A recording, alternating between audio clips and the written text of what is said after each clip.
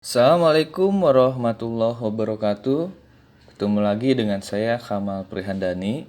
Pada kesempatan kali ini saya akan coba membahas tentang input data dari form HTML, kemudian akan diproses oleh file atau sintak. Pada kesempatan kali ini adalah sebetulnya lanjutan dari pertemuan sebelumnya, di mana pada pertemuan sebelumnya pernah kita bahas tentang PHP, tag-tag dasar PHP, bagaimana caranya kita menampilkan tulisan di browser menggunakan PHP, kemudian inisialisasi variabel, dan struktur kondisi di PHP.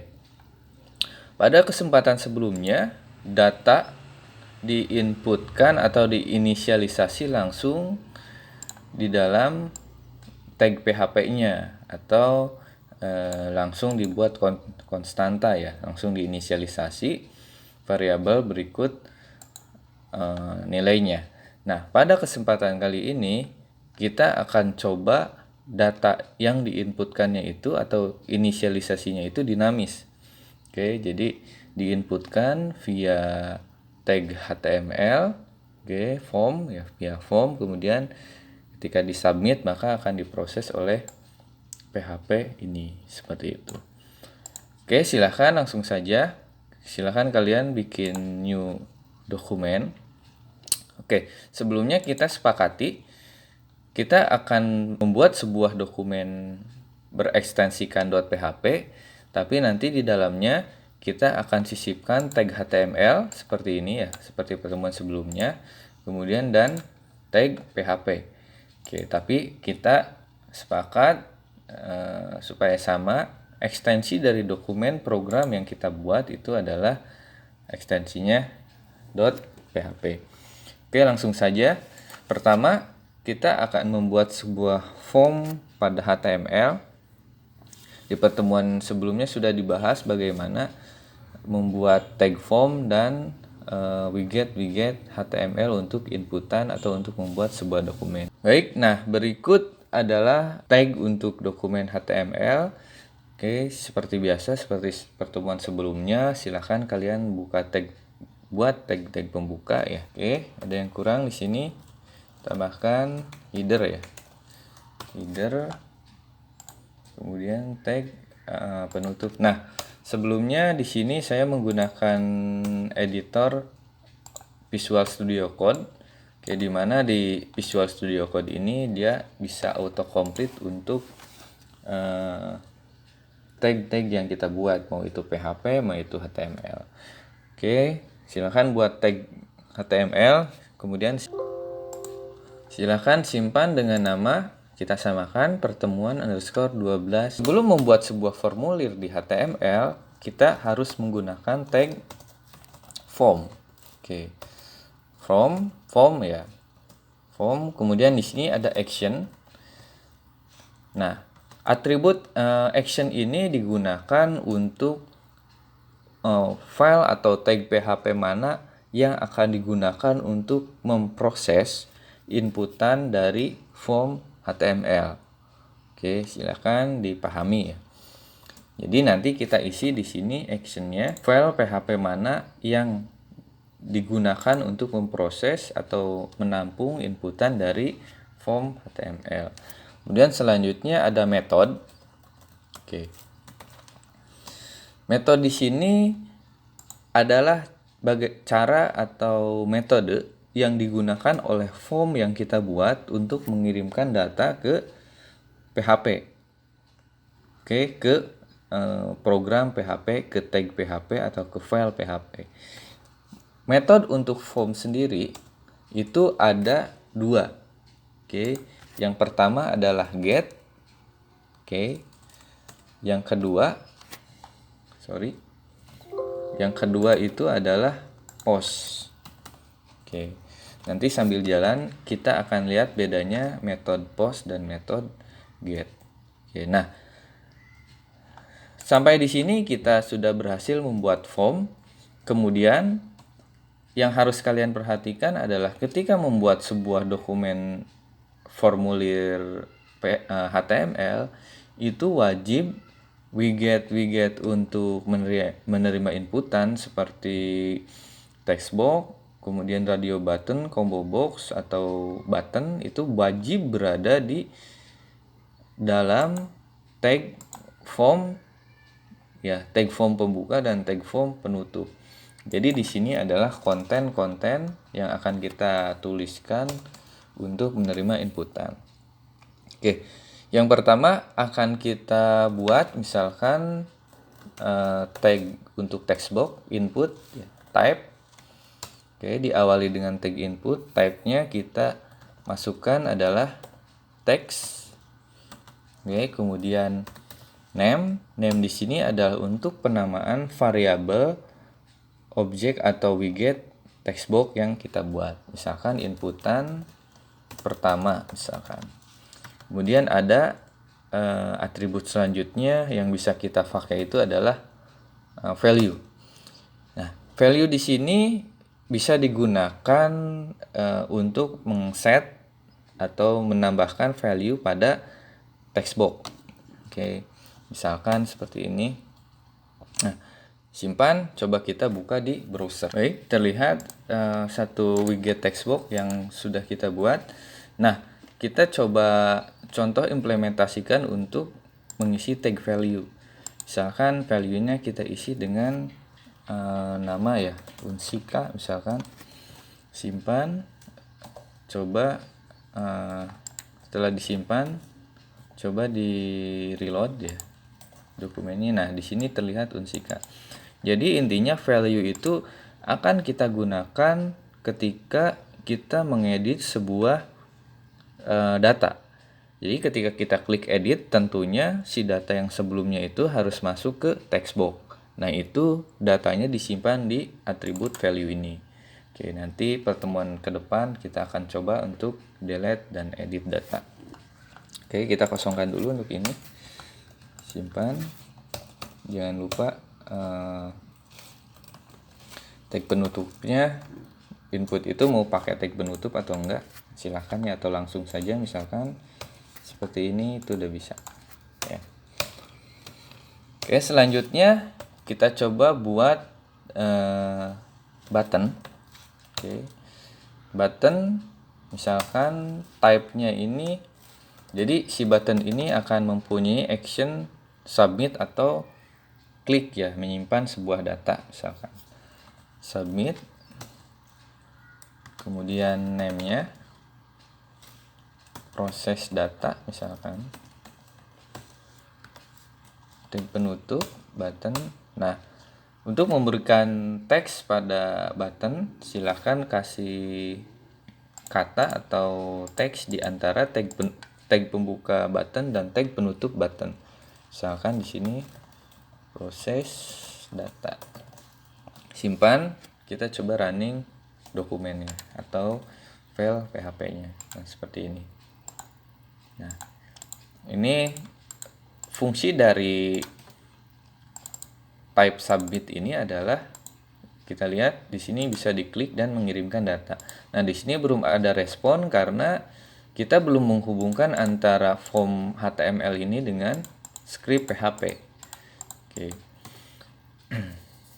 Nah, selanjutnya kita akan coba membuat script PHP atau coding PHP. Nah, yang pertama kita lakukan, jadi ada dua cara untuk menambahkan script PHP itu. Pertama adalah di dalam dokumen yang sama, oke, atau di dalam dokumen yang berbeda. Nanti kita coba keduanya. Yang pertama kita coba di sini adalah satu dokumen ya, script PHP dan script HTML nih. Baik, nah silahkan, yang pertama yang harus diperhatikan adalah metode yang di dalam tag form. Oke, seperti yang sebelumnya saya sebutkan bahwa metode di dalam tag form ini ada dua. Biasanya ada dua yang digunakan. Saya bisa, jadi harus kita pilih salah satu. Mau itu post, oke, atau get. Oke. Nah, ini akan berpengaruh terhadap cara menangkap data yang dikirim oleh HTML oleh PHP itu juga berbeda. Contohnya kita gunakan dulu post misalkan. Oke. Nah, di tag PHP yang kita buat sebelumnya di dalam satu dokumen ini, untuk mengambil data yang diinputkan melalui widget input ini atau text box lah ya. Text box ini adalah caranya itu kita membuat sebuah variabel, misalkan var1 sama dengan di sini. Oke, bisa dilihat ya, di sini jenisnya banyak. Oke, nah nanti bisa kita pelajari satu-satu. Post. Nah, kemudian yang di dalam string ini kita isi dengan nama variabelnya. Misalkan yang ini ya. Nama variabel inputan pertama. Oke. Tutup. Kemudian kita coba tampilkan apa yang diinputkan via text box.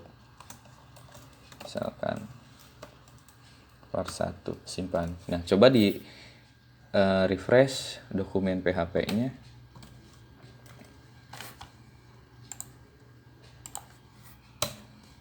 Oke, silahkan inputkan kata misalkan unsika.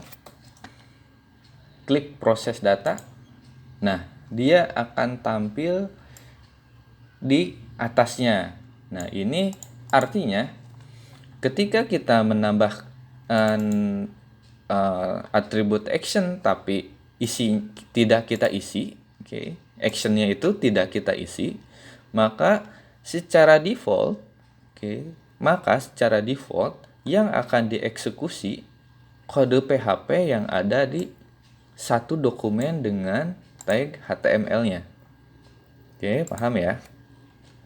Jadi, saya ulangi. Jadi, ketika action di dalam tag form, ketika atribut action tidak diisi atau dikosongkan, maka dia akan mengeksekusi atau akan dikirimkan pada script PHP yang ada dalam satu dokumen dengan file HTML-nya. Nah, seperti tadi saya contohkan di sini ya. Berarti ketika klik submit ini, button proses data, maka yang akan dieksekusi atau dikirimkan adalah script PHP yang berada di satu dokumen seperti itu. Oke. Jadi sesuai yang diinputkan. Misalkan sukses bersama, klik proses data. Nah, dia secara otomatis akan menampilkan apa yang diinputkan. Nah, kita lanjut bahas metode. Yang kita gunakan tadi adalah metode post pada form. Nah, metode post ini di sini karena menggunakan Visual Studio Code, kita bisa lihat ada dokumennya ya, ada keterangannya.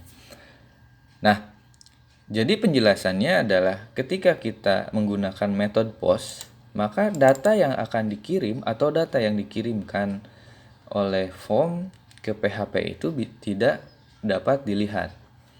Oke, bisa kita lihat sekali lagi ya. Nah, di sini tidak ada data yang bisa kita lihat ya. Oke, tidak muncul. Nah, coba kita menggunakan metode get. Oke. Ketika kita di sini menggunakan metode get pada form, tentunya pada script PHP kita juga harus mengganti dengan tag get. Oke. Nah, jadi ketika metode dari formnya get, maka pada script PHP-nya itu kita gunakan tag get. Oke, coba kita lihat bedanya. Silahkan di refresh atau diakses ulang untuk dokumen PHP-nya. Misalkan unsika. Nah, kita bisa lihat perbedaannya yaitu ketika menggunakan tag post gitu ya. Pada tag post itu tidak muncul data yang kita inputkan. Oke, jadi tidak bisa terlihat di sini. Tapi kalau misalkan menggunakan metode get, itu dia akan terlihat data yang dikirimkan melalui form HTML yang kita buat. Nah, di sini yang harus kalian perhatikan adalah fungsi. Yang pertama misalkan seperti ini. Ketika kita membuat sebuah form untuk login, misalkan di sini username dan password misalkan ya. Nah, itu harus menggunakan metodenya post. Ya, berarti kan si username dan passwordnya itu tidak bisa dilihat oleh user atau tidak ditampilkan di browser. Oke, seperti itu. Itu menggunakan contoh penerapan metode post. Kalau misalkan metode get, misalkan kalian punya website misalkan dengan banyak halaman. Nah, lebih baik proses data ketika membuka halaman 1, 2, dan seterusnya itu lebih baik menggunakan metode get. Karena nanti user bisa merubah langsung lewat sini. Contoh ya, singa perbangsa. Nah, bisa kalian lihat ya, di sini bisa berubah langsung ketika kita merubah URL-nya. Oke, seperti itu untuk metode penggunaan implementasi tag form dan atribut action method.